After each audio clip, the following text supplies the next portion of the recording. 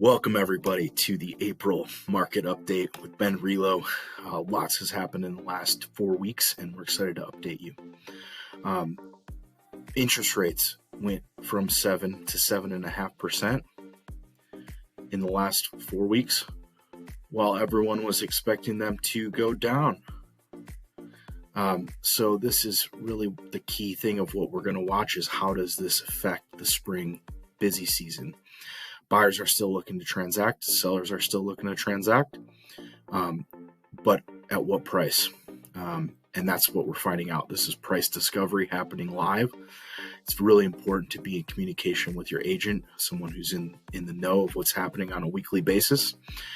Because if you overprice your listing right now, it's sitting and no one's looking at it.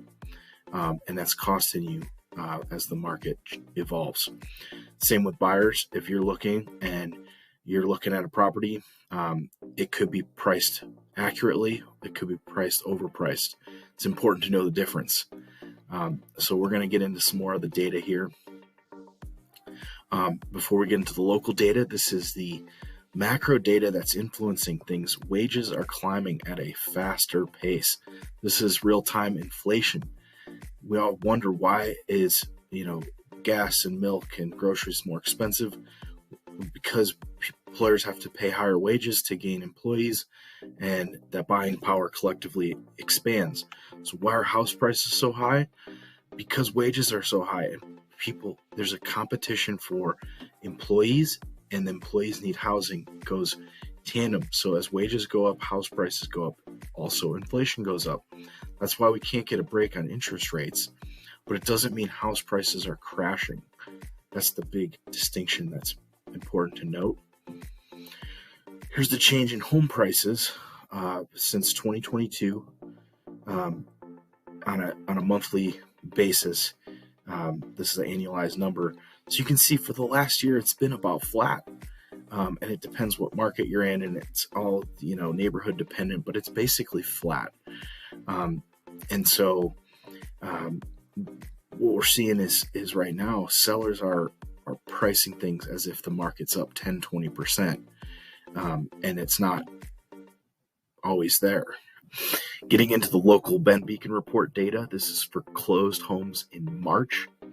Keep in mind that was a month ago, and those deals were negotiated a month prior to that.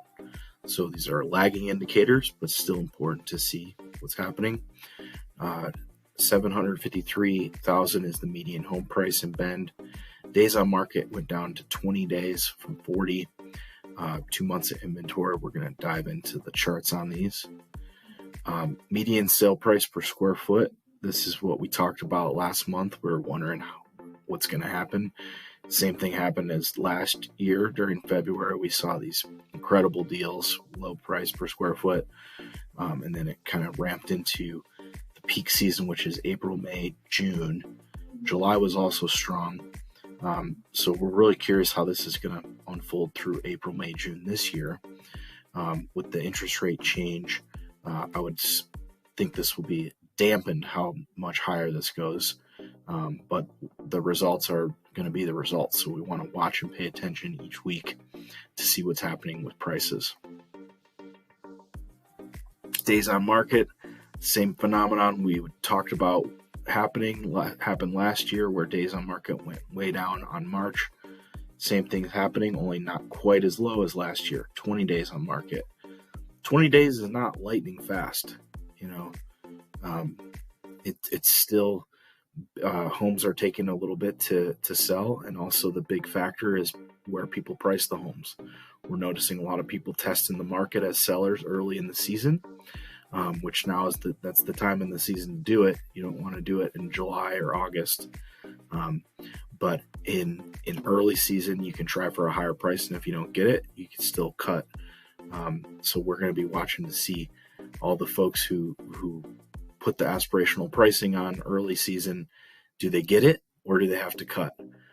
We're seeing a lot of them having to cut. Supply at a 2-month supply, it's still less than we all would like to see.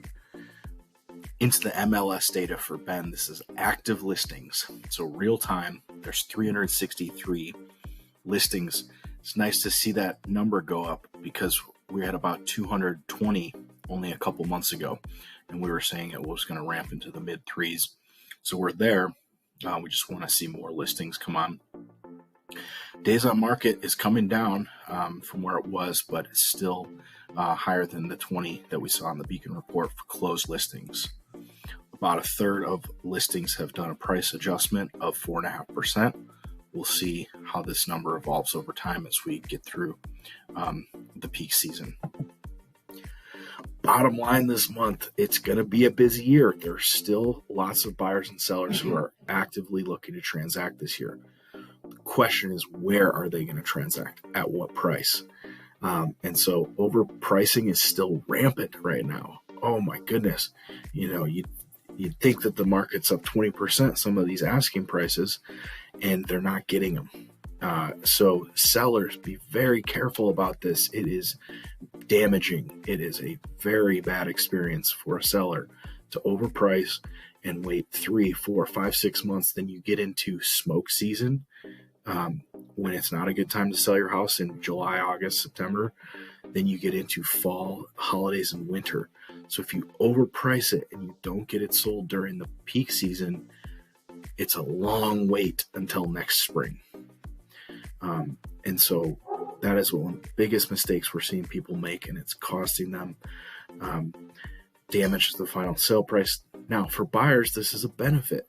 If you see a house you like and it's not moving, there's no interest, you can wait and you can potentially negotiate a better price with them. Nuanced strategy is required. It's custom to each buyer and seller, their needs in relation to what's happening in the market. This is different. Every situation we analyze is different. So it's important to know, is the property that you're looking at, what's a good price? Is it overpriced? What's the activity like? And that's the way we need to move forward to help people reach their goals as buyers and sellers in this market. So looking forward to a great season. Now's the time to be consulting with a professional if you are thinking about transacting this year, because things are developing on a weekly basis and there's lots at stake. So if you or anyone you know is having a situation you want to discuss, feel free to reach out to myself or any Relo team member, and we'd be happy to consult.